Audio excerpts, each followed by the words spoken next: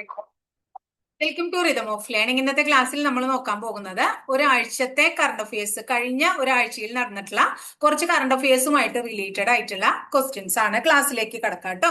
First question ഏതാണെന്ന് ചോദിച്ചു കഴിഞ്ഞാൽ 2025 ഇന്ദിരാഗാന്ധി സമാധാന പുരസ്കാരം പ്രഖ്യാപിക്കുകയുണ്ടായി. അപ്പൊ 2025 ഇന്ദിരാഗാന്ധി സമാധാന പുരസ്കാരം കേട്ടോ, ഇന്ദിരാഗാന്ധി സമാധാന പുരസ്കാരം നേടിയത് ആരാണ്? അവരുടെ പേര് ഗ്രാസ മാർഷൽ എന്നാണ്. എന്താണ്? ഗ്രാസ മാർഷൽ. അവരാണ് 2025 ഇന്ദിരാഗാന്ധി സമാധാന പുരസ്കാരം നേടിയത്. ഇനി ഇവരൊരു മനുഷ്യാവകാശ പ്രവർത്തകയാണ്. മൊസംബിക്കിലെ മനുഷ്യാവകാശ പ്രവർത്തകയാണ്. അപ്പൊ എവിടെയാണെന്ന് ചോദിക്കാം. അപ്പൊ മൊസംബിക്കാണ് കേട്ടോ. അപ്പൊ മൊസംബിക്കിലെ മനുഷ്യാവകാശ പ്രവർത്തകയാണ്. ഇനി 1 കോടി രൂപയും പ്രശസ്തി പത്രവും അടങ്ങുന്നതാണ് ഇന്ദിരാഗാന്ധി സമാധാന പുരസ്കാരം എന്ന് മനസ്സിലാക്കുക. പുരസ്കാര തുകയൊക്കെ നമ്മളോട് ചോദിക്കാറുണ്ട്. ഇനി ഇവരുടെ പ്രത്യേകത എന്താന്ന് വെച്ചിട്ടുണ്ടെങ്കിൽ ഇവര് 2 രാഷ്ട്രങ്ങളുടെ പ്രഥമ വനിത എന്ന ഒരു നേട്ടത്തിന് ഉടമയായിട്ടുള്ള ലേഡിയാണ്. 2 രാഷ്ട്രങ്ങളുടെ പ്രഥമ വനിത. അതെങ്ങനെയാണ്? മൊസംബിക്കിന്റെ പ്രഥമ പ്രസിഡന്റ് ആയിരുന്ന സമോറ മാഷലിന്റെ വിധവയായ ഗ്രാഷയെ 1998 ദക്ഷിണാഫ്രിക്കൻ പ്രസിഡന്റായ നെൽസൺ മണ്ടേല വിവാഹം കഴിച്ചു. അപ്പോ എന്താണ്? മൊസംബിക്കിന്റെയും അതുപോലെ തന്നെ ദക്ഷിണാഫ്രിക്കയുടെയും എന്തായി മാറി? അവര് ആദ്യത്തെ പ്രഥമ വനിതയായിട്ട് മാറി. അങ്ങനെയുള്ള ഒരു പ്രത്യേകത, അപൂർവ നേട്ടം കൂടിയും ഇവര് അതിനും കൂടി ഇവര് അർഹയായിട്ടുണ്ട് എന്ന് മനസ്സിലാക്കുക കേട്ടോ. അപ്പൊ എന്താ നമ്മൾ പറഞ്ഞത്? 2025 ഇന്ദിരാഗാന്ധി സമാധാന പുരസ്കാരം നേടിയത് മൊസംബിക്കിലെ മനുഷ്യാവകാശ പ്രവർത്തക അവിടുത്തെ മുൻ വിദ്യാഭ്യാസ മന്ത്രിയൊക്കെയായ ഗ്രാസ മാർഷലാണ്. അവര് 2 രാഷ്ട്രങ്ങളുടെ പ്രഥമ വനിത എന്ന അപൂർവ നേട്ടത്തിന് അർഹയായ ലേഡി കൂടിയാണ് എന്ന് ഓർക്കുക. അപ്പൊ ആദ്യത്തെ ക്വസ്റ്റ്യൻ ക്ലിയർ ആയില്ലേ? അടുത്ത ചോദ്യത്തിലേക്ക് വരികയാണ്. 2026 വേൾഡ് ഡിഫൻസ് ഷോ എന്താണ്? വേൾഡ് ഡിഫൻസ് ഷോ എവിടെയാണ് നടന്നത് എന്നാണ് ചോദ്യം. 2026 വേൾഡ് ഡിഫൻസ് ഷോ നടന്നത് സൗദി അറേബ്യയിലെ റിയാദിലാണ്. 2026 വേൾഡ് ഡിഫൻസ് ഷോ നടന്നു. ക്ലിയർ ആയല്ലോ? ഇനി സർക്കാർ മേഖലയില് ഇന്ത്യയിൽ തന്നെ ആദ്യമായി എന്താണ് ഒരു അവയവ മാറ്റ ശസ്ത്രക്രിയ നടത്താനുള്ള ആശുപത്രി, അവയവ മാറ്റ ശസ്ത്രക്രിയക്കുള്ള ആശുപത്രി ആരംഭിക്കുകയാണ്.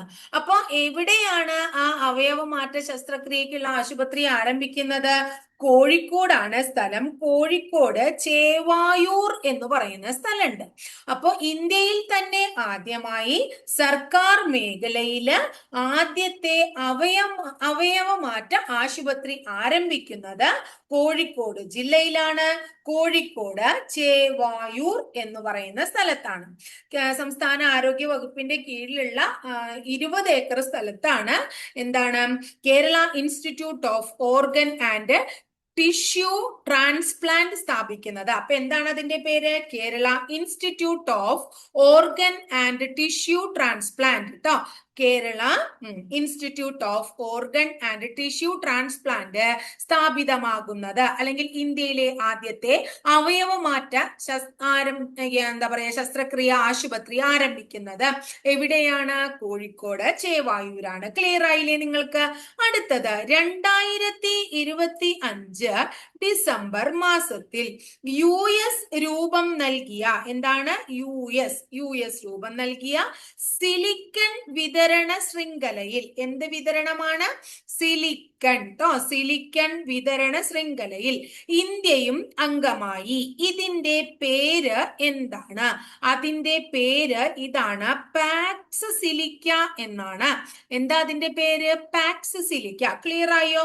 ഇപ്പൊ 2025 ഡിസംബറിൽ UN രൂപം നൽകിയ സിലിക്കൺ വിതരണ ശൃംഖലയിൽ ഇന്ത്യയും അംഗമായി.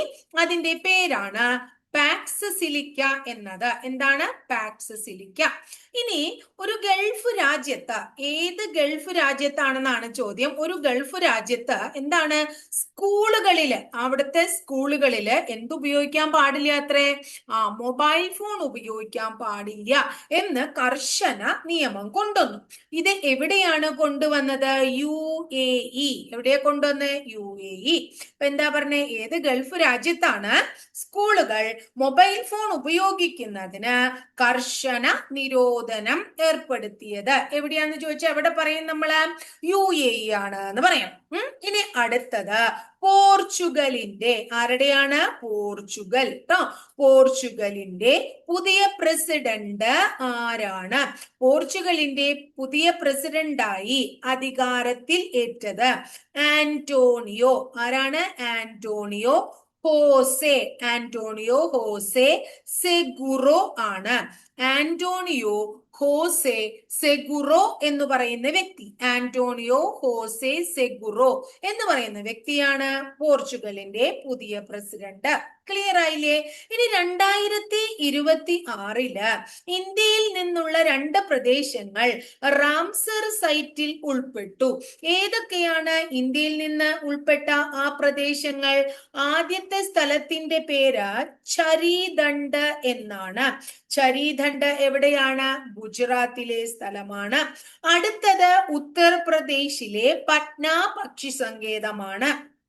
അപ്പോ ഉത്തർപ്രദേശിലെ പട്ന പക്ഷി സങ്കേതം, ഉത്തർപ്രദേശിലെ പട്ന പക്ഷി സങ്കേതം, ഗുജറാത്തിലെ ചരീദണ്ഡ് തുടങ്ങിയ സ്ഥലങ്ങൾ 2026 ഇന്ത്യയിൽ നിന്ന് റാംസർ സൈറ്റിൽ ഉൾപ്പെട്ടു. ഇതോടുകൂടി റാംസർ സൈറ്റിൽ ഉൾപ്പെടുന്ന റാംസർ സൈറ്റിൽ ഇന്ത്യയിൽ നിന്ന് എത്ര സ്ഥലങ്ങൾ ഉൾപ്പെട്ടു? 98 സ്ഥലങ്ങളായി എന്ന് മനസ്സിലാക്കുക. ക്ലിയർ ആയില്ലേ? അപ്പോ അടുത്ത ചോദ്യം, ഇറാനിൽ നിന്ന് അന്താരാഷ്ട്ര ഒളിമ്പിക്സ് കമ്മിറ്റിയിലേക്ക്, എവിടെയാണ്? അന്താരാഷ്ട്ര ഇന്റർനാഷണൽ ഒളിമ്പിക്സ് കമ്മിറ്റി. അപ്പൊ ഇറാനിൽ നിന്ന് അന്താരാഷ്ട്ര ഒളിമ്പിക്സ് കമ്മിറ്റിയിലേക്ക് തെരഞ്ഞെടുക്കപ്പെട്ട ആദ്യത്തെ വനിതയുടെ പേരെന്താണ്? അവരുടെ പേര് ഇതാണ്, സൊറായ. എന്താണ്? സൊറായ അഗായ്. സൊറായ അഗായ് ഹജി അഗ. സൊറായ അഗായ് ഹജി അഗ. ഇത്തിരി വലിയ പേരാണ്, പഠിച്ചു വെക്കുക കേട്ടോ. അപ്പൊ എന്താണ്? ഇറാനിൽ നിന്ന് അന്താരാഷ്ട്ര ഒളിമ്പിക്സ് കമ്മിറ്റിയിലേക്ക് തെരഞ്ഞെടുക്കപ്പെട്ട ആദ്യ വനിത സൊറായ അഗായ് ഹജി അഗ. സൊറായ അഗായ് ഹജി അഗ. ക്ലിയർ ആയോ? ഇത്രയും ചോദ്യം. ഇനി അടുത്ത ചോദ്യത്തിലേക്ക് പോവാണ്. നെക്സ്റ്റ് ക്വസ്റ്റ്യൻ നോക്കിക്കോളൂ. കേന്ദ്ര ആഭ്യന്തര മന്ത്രാലയത്തിന്റെ 2025 നടത്തിയ സർവേ പ്രകാരം സംസ്ഥാനത്തെ ഏറ്റവും മികച്ച പോലീസ് സ്റ്റേഷൻ ഏതാണ്? അപ്പൊ കേന്ദ്ര ആഭ്യന്തര മന്ത്രാലയം സർവേ നടത്തി 2025 മികച്ച പോലീസ് സ്റ്റേഷനായി തെരഞ്ഞെടുത്തു. അത് ഇരിട്ടി പോലീസ് സ്റ്റേഷൻ ആണ്. ഇരിട്ടി എവിടെയാണെന്ന് അറിയാത്ത കുട്ടികൾ മനസ്സിലാക്കുക, കണ്ണൂർ ജില്ലയിലാണ്. അപ്പൊ 2025 എന്താണ്? കേന്ദ്ര ആഭ്യന്തര മന്ത്രാലയം നടത്തിയ സർവേ പ്രകാരം സംസ്ഥാനത്തെ മികച്ച പോലീസ് സ്റ്റേഷൻ കണ്ണൂർ ജില്ലയിലെ ഇരിട്ടി പോലീസ് സ്റ്റേഷൻ ആണ്. ഇനി അടുത്ത ചോദ്യം എന്താണ്? അത് നമ്മുടെ ദേശീയ ഗീതം, ദേശീയ ഗാനം തുടങ്ങിയവ നമ്മൾ പല പൊതുചടങ്ങുകളിലും ആലപിക്കാറുണ്ട് എന്ന് നമുക്കറിയാം. അപ്പൊ ദേശീയ ഗീതവും ദേശീയ ഗാനവും ഏതാണ്? നമ്മുടെ ദേശീയ ഗീതം അറിയാലോ എല്ലാവർക്കും. ദേശീയ ഗീതം ഏതാണ്? വന്ദേ അല്ലെ? ദേശീയ ഗീതം വന്ദേ മാതരം അല്ലെ? ദേശീയ ഗീതം വന്ദേ മാതരം. ദേശീയ ഗാനം ഏതാണ്? അപ്പൊ നമുക്ക് എല്ലാവർക്കും അറിയാം, ദേശീയ ഗീതം പറഞ്ഞപ്പോ ജനഗണമനയാണ്. ഏത്? ഈ നമ്മുടെ ദേശീയ ഗാനം. ഈ ദേശീയ ഗീതവും ദേശീയ ഗാനവും ആലപിക്കുന്ന ചടങ്ങുകൾ, ഒരു ചടങ്ങിന് രണ്ടും ആലപിക്കുക എന്ന് വിചാരിക്കുക. ദേശീയ ഗാനവും ആലപിക്കുന്നുണ്ട്, ദേശീയ ഗീതവും ആലപിക്കുന്നുണ്ട്. അത്തരം സന്ദർഭങ്ങളിൽ ഏത് ആദ്യം ആലപിക്കണം എന്നാണ് പറയുന്നത്? പുതിയ നിയമപ്രകാരം വന്ദേ മാതരം ആദ്യം ആലപിക്കണം. അപ്പോ എന്താണ് പുതിയ മാർഗനിർദ്ദേശങ്ങളൊക്കെ വെച്ചിരിക്കുകയാണ് നമ്മൾ ഇനി ദേശീയ ഗീതവും ദേശീയ ഗാനമൊക്കെ ആലപിക്കുമ്പോ അല്ലെ. എന്താണ് ദേശീയ ഗീതവും ദേശീയ ഗാനവും ഒരുമിച്ച് ആലപിക്കുന്ന ചടങ്ങുകളിൽ ആദ്യം ദേശീയ ഗീതം ആലപിച്ചോളണം. ക്ലിയർ ആയില്ലേ? ഇനി അടുത്തിടെ നമ്മൾ എല്ലാവരും ഉപയോഗിക്കുന്ന സംഭവമാണ് വാട്സാപ്പ് അല്ലെ. അടുത്തിടെ വാട്സാപ്പ് നിരോധിച്ചു അത്രേ ഒരു രാജ്യം. ഏത് രാജ്യമാണ്? റഷ്യയാണ് വാട്സാപ്പ് നിരോധിച്ചത്. അപ്പൊ അടുത്തിടെ ഏത് രാജ്യമാണ് വാട്സാപ്പ് നിരോധിച്ചതെന്ന് ചോദിച്ചാൽ നമ്മൾ പറയണം റഷ്യ നിരോധിച്ചു. അതായത് പ്രാദേശിക നിയമങ്ങളൊന്നും കൃത്യമായിട്ട് പാലിക്കണില്ല എന്നും പറഞ്ഞാണ് റഷ്യ എന്താണ് വാട്സപ്പ് നിരോധിച്ചത്. അപ്പൊ റഷ്യയിൽ ഏകദേശം 10 കോടി ഉപയോക്താക്കളാണ് വാട്സപ്പിനുള്ളത്. അപ്പൊ ഇവരോട് റഷ്യ പറയാണ് റഷ്യൻ സർക്കാരിന്റെ പിന്തുണയുള്ള ഒരു മെസ്സേജിംഗ് ആപ്ലിക്കേഷൻ ഉണ്ട്. ഏതാണ് മെസ്സേജിംഗ് ആപ്ലിക്കേഷന്റെ പേര്? മാക്സ് എന്നാണ്. അപ്പൊ അതിലേക്ക് നിങ്ങൾ മാറിക്കോളൂ. വാട്സാപ്പിന് പകരം നിങ്ങൾ എന്ത് ഉപയോഗിച്ചോളാനാ പറയണേ? മാക്സ് ഉപയോഗിച്ചോളാനാ റഷ്യ പറയണേ. അപ്പൊ റഷ്യൻ സർക്കാരിന്റെ പിന്തുണയുള്ള മെസ്സേജിംഗ് ആപ്ലിക്കേഷന്റെ പേരാണ് മാക്സ് എന്നുകൂടി ഈ ക്വസ്റ്റ്യനില് നമ്മൾ ഓർത്തു വെക്കണം. കൂടാതെ വാട്സാപ്പ് ഈ അടുത്തിടെ നിരോധിച്ച രാജ്യമാണ് റഷ്യ എന്ന് നമ്മൾ പറഞ്ഞു. ഇനി നമ്മുടെ ബംഗ്ലാദേശില് ഒരു പുതിയ പ്രധാനമന്ത്രി വരികയുണ്ടായി. പുതിയ പ്രധാനമന്ത്രി അധികാരത്തിലെത്തി. ആരാണ്? ബംഗ്ലാദേശിലെ പുതിയ പ്രധാനമന്ത്രിയുടെ പേര് താരിഖ് റഹ്മാൻ എന്നാണ്. ബംഗ്ലാദേശിലെ പുതിയ പ്രധാനമന്ത്രി ആരാണ്? താരിഖ് റഹ്മാൻ ആണ് ബംഗ്ലാദേശിലെ പുതിയ പ്രധാനമന്ത്രി. ഇനി 79ാമത്തെ സന്തോഷ് ട്രോഫി നേടിയത് ആരാണ്? 79ാമത്തെ സന്തോഷ് ട്രോഫി എന്തുമായിട്ട് റിലേറ്റഡ് ആണ്? ഏത് മത്സരമാണ്? ഫുട്ബോൾ മത്സരമാണ്. അത് നേടിയത് ആരാണ്? സർവീസസ് ആണ്. ഇപ്പൊ 79ാമത്തെ സന്തോഷ് ട്രോഫി ഫുട്ബോൾ ജേതാക്കൾ ആരാണ്? സർവീസസ് ആണ്. അടുത്തത് പത്താമത്തെ 2020 വേൾഡ് കപ്പ് ക്രിക്കറ്റ് നേടിയത് ആരാണ്? 10ാമത്തെ 2020 വേൾഡ് കപ്പ് ക്രിക്കറ്റ് ജേതാക്കൾ ആരാണ്? ഇന്ത്യയാണ് അല്ലെ. 10ാമത്തെ 2020 വേൾഡ് കപ്പ് ക്രിക്കറ്റ് ജേതാക്കൾ ആരാണ്? ഇന്ത്യയാണ്. അപ്പൊ സന്തോഷ് ട്രോഫി സർവീസസും 2020 ആരും നേടി? ഇന്ത്യയും നേടി അല്ലെ. ഇനി അടുത്തത് നോക്കൂ. 98ാമത്തെ ഓസ്കാർ. എത്രാമത്തെ ഓസ്കാർ ആണ്? 98ാമത്തെ ഓസ്കാർ പുരസ്കാരത്തില് മികച്ച ചിത്രം ആയി തെരഞ്ഞെടുത്തത് ഏത്?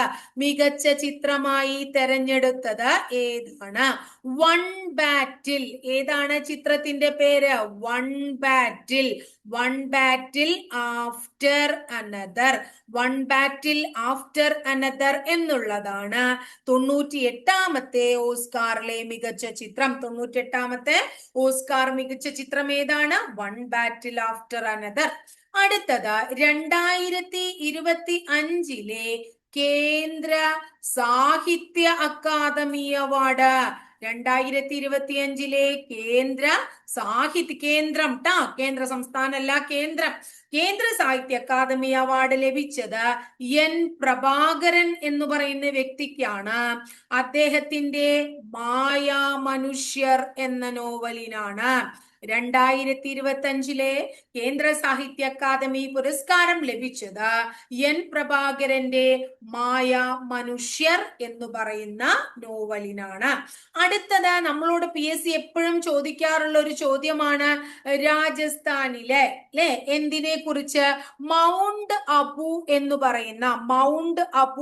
പറയുന്ന കൊടുമുടിയെ കുറിച്ച്. രാജസ്ഥാനിലെ ഇത് എവിടെയാണ്? ആരവല്ലി പർവ്വതനിരയിലാണ് അല്ലെ. ആരവല്ലി പർവ്വതനിരയിലാണ്. അങ്ങനെയും ചോദിക്കാറുണ്ട്. ഇപ്പൊ നമ്മൾ എന്താ പഠിക്കേണ്ടത് അറിയോ? ഈ ആരവല്ലി പർവ്വതനിരകളിലെ മൗണ്ട് അബു ഉൾപ്പെടെ രാജസ്ഥാനിലെ ചില പ്രദേശങ്ങളുടെ പേരുകള് രാജസ്ഥാൻ സർക്കാർ മാറ്റുണ്ടായി.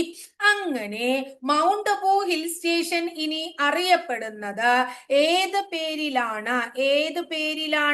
ആബുരാജ് എന്ന പേരിൽ പേരിലാണ്. അപ്പൊ മൗണ്ട് അബുവിന്റെ പുതിയ പേരൊന്ന് ഓർത്തു വെക്കൂ. രാജസ്ഥാനിലെ മൗണ്ട് അബു ഏതാണ്? ആബുരാജ് എന്ന പേരിൽ അറിയപ്പെടുന്നു. ഇപ്പൊ ആരവല്ലി പർവ്വതനിരയിലെ മൗണ്ട് അബുവിന്റെ പുതിയ പേര് എന്താണ്? ആബുരാജ് എന്നാണ്. അടുത്തത് ആഗോള സന്തോഷ സൂചിക. ആഗോള സന്തോഷ സൂചിക പുറത്തിറങ്ങി. ആഗോള സന്തോഷ സൂചിക. അങ്ങനെ ആഗോള സന്തോഷ സൂചികയെ പട്ടികയിൽ 147 കൺട്രീസ് ആണ് ഉള്ളത്. ഈ 147 രാജ്യങ്ങളുടെ പട്ടികയിൽ 1-ാം സ്ഥാനത്ത് എത്തിയത് ആരാണ്? ഫിൻലൻഡ് ആണ്. ഫിൻലൻഡ് 1-ാം സ്ഥാനം. 9ാമത്തെ വർഷമാണ് ഫിൻലൻഡിന് 1-ാം സ്ഥാനം. ഫിൻലൻഡ് അത് ആർക്കും കൊടുത്തിട്ടില്ല. ഇന്ത്യക്ക് എത്രയാ സ്ഥാനം? 116ാമത്തെ സ്ഥാനമാണ്. ക്ലിയർ ആയോ? അപ്പൊ 2025 118 ആയിരുന്നു. 2026 ഇപ്പൊ 116ാമത്തെ സ്ഥാനത്താണ് ആരുള്ളത്? ഇന്ത്യ. ഇന്ത്യയുടെ സ്ഥാനവും ആദ്യത്തെ സ്ഥാനവും തീർച്ചയായും ഓർത്തു വെക്കണം. നമ്മളോട് അത് ചോദിച്ചിട്ട് കാണാറുണ്ട് പരീക്ഷയ്ക്ക് കേട്ടോ.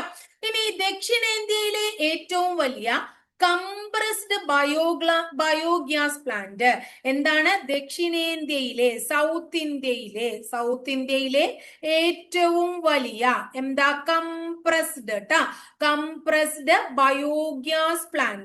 ബയോഗ്യാസ് പ്ലാന്റ് എവിടെയാണ് നിലവിൽ വരുന്നത്? ബ്രഹ്മപുരത്താണ്. ബ്രഹ്മപുരം എവിടെയാണ് മക്കളെ? എറണാകുളത്താണ്. എവിടെയാണ്? എറണാകുളം. അപ്പൊ ദക്ഷിണേന്ത്യയിലെ ഏറ്റവും വലിയ കംപ്രസ്ഡ് ബയോഗ്യാസ് പ്ലാന്റ് നിലവിൽ വരുന്നത് എറണാകുളത്ത് അല്ലെ, ബ്രഹ്മപുരത്താണ്. ഇനി ഐക്യരാഷ്ട്രസഭ അഥവാ UNOയുടെ സീറോ വേസ്റ്റ് സിറ്റി കണ്ടോ? Zero waste city. അപ്പൊ സീറോ വേസ്റ്റ് സിറ്റി എന്ന് പറഞ്ഞാൽ എന്താ അർത്ഥം? അവിടെ എന്തില്ല? വേസ്റ്റ് ഒന്നും തന്നെ ഇല്ല അല്ലെ.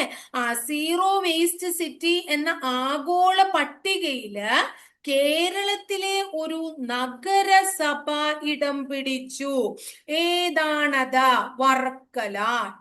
അപ്പോ ആഗോളതലത്തിൽ UNO പ്രസിദ്ധീകരിക്കുന്ന സീറോ വേസ്റ്റ് സിറ്റി പട്ടികയിൽ ഇടം നേടിയ കേരളത്തിലെ നഗരസഭയാണ് വർക്കല നഗരസഭ. ഇനി നമ്മുടെ കേരള ഗവൺമെന്റ് ഖാദി ദിനമായി ആചരിക്കാൻ തീരുമാനിച്ചത് സെപ്റ്റംബർ മാസം 23 ഏതാണ്? സെപ്റ്റംബർ മാസം 23 ട്ടോ. ദക്ഷിണേന്ത്യയിലെ അടുത്തത് സൗത്ത് ഇന്ത്യയിലെ ആദ്യത്തെ ഡാർക്ക് സ്കൈ പാർക്ക് എന്താണ്? Dark sky park. സൗത്ത് ഇന്ത്യയിലെ ആദ്യത്തെ ഡാർക്ക് സ്കൈ പാർക്ക് നിലവിൽ വരുന്നത് എവിടെയാണ്? സ്ഥലം കൊല്ലിമല. ഏതാണ്? കൊല്ലിമല എവിടെ അറിയോ? കൊല്ലിമല തമിഴ്നാടാണ്. കൊല്ലിമല എവിടെയാണ്? തമിഴ്നാട്. ഇനി ഗഗൻയാൻ പദ്ധതി എല്ലാവർക്കും അറിയുന്ന പദ്ധതിയാണ് ഗഗൻയാൻ അല്ലെ. ഈ പദ്ധതിയുടെ ഭാഗമായി ഏത് രാജ്യത്താണ് ഇന്ത്യ നിരീക്ഷണ കേന്ദ്രം സ്ഥാപിക്കുന്നത്? അപ്പൊ ഗഗൻയാൻ പദ്ധതിയുടെ ഭാഗമായി ഇന്ത്യ നിരീക്ഷണ കേന്ദ്രം സ്ഥാപിക്കുന്നത് ഓസ്ട്രേലിയയിലാണ്. എവിടെയാണ്? ഓസ്ട്രേലിയയിൽ ഒരു ദ്വീപിലാണ്. ദ്വീപിന്റെ പേര് കൊക്കോസ് ദ്വീപ് എന്നാണ്. ഓസ്ട്രേലിയയിലെ കൊക്കോസ് ദ്വീപിലാണ്. അപ്പൊ ക്ലിയർ ആയോ? അപ്പൊ ഇത്രയാട്ടോ നമുക്ക് ഇന്നത്തെ ക്ലാസ്സിലെ നമ്മുടെ കറണ്ട് അഫയേഴ്സ് ക്വസ്റ്റ്യൻസ് പഠിക്കാനുള്ളത്. ഭംഗിയായിട്ട് പഠിക്കുക. ഡെയിലി മുമ്പ് ഇടാറുള്ളതാണ്. ഇപ്പൊ ഡെയിലിയുടെ ആവശ്യമില്ല. കാരണം ഞാൻ മുന്നും പറഞ്ഞു 2024 2025 വർഷങ്ങളില് നമ്മുടെ എല്ലാ കറണ്ട് അഫയേഴ്സും നമ്മൾ പഠിച്ചു കഴിഞ്ഞതാണ്. ഈ വർഷങ്ങളിലൊക്കെ PSC പ്രീവിയസ് ഇയറിൽ ചോദിച്ചിട്ടുള്ള കാര്യങ്ങളും കൂടെ നമ്മൾ പഠിച്ചു കഴിഞ്ഞതാണ്. അപ്പൊ അതുകൊണ്ട് ഇനിയിപ്പോ 2026 നടക്കുന്ന കാര്യങ്ങളാണ് നമുക്ക് പഠിക്കേണ്ടു. അത് ഭംഗിയായി പഠിച്ചു വെക്കുക. 24-ലും 25-ലും അറിയാത്ത കുട്ടികൾ ഉണ്ടെങ്കിൽ അവർക്ക് കറണ്ട് അഫയേഴ്സ് പ്ലേലിസ്റ്റില് നമ്മള് ചാനലിൽ കൊടുത്തിട്ടുണ്ട്. അതൊന്ന് കണ്ടു നോക്കുക കേട്ടോ. അപ്പൊ ഇത്രയേ ഉള്ളൂ ഇന്നത്തെ ക്ലാസ്സിലെ. ടീച്ചറുടെ ക്ലാസ് ഇഷ്ടപ്പെടാച്ച ഒന്ന് ലൈക്ക് ചെയ്യുക. ഇഷ്ടപ്പെട്ട ക്ലാസ്സുകൾ കൂട്ടുകാരിലേക്ക് ഷെയർ ചെയ്യാനും ആദ്യമായിട്ട് ചാനൽ കാണുന്നവർ ചാനൽ ഒന്ന് സബ്സ്ക്രൈബ് ചെയ്യാനും മറക്കരുത് കേട്ടോ. അതോടൊപ്പം ആ ബെല്ലൈക്കൺ കൂടി ഒന്ന് എനേബിൾ ചെയ്താൽ ടീച്ചർ ഓരോ ദിവസം അപ്ലോഡ് ചെയ്യുന്ന വീഡിയോസ് കൃത്യമായിട്ട് നിങ്ങൾക്ക് നോട്ടിഫിക്കേഷൻ ആയിട്ട് ലഭിക്കുകയും ചെയ്യും.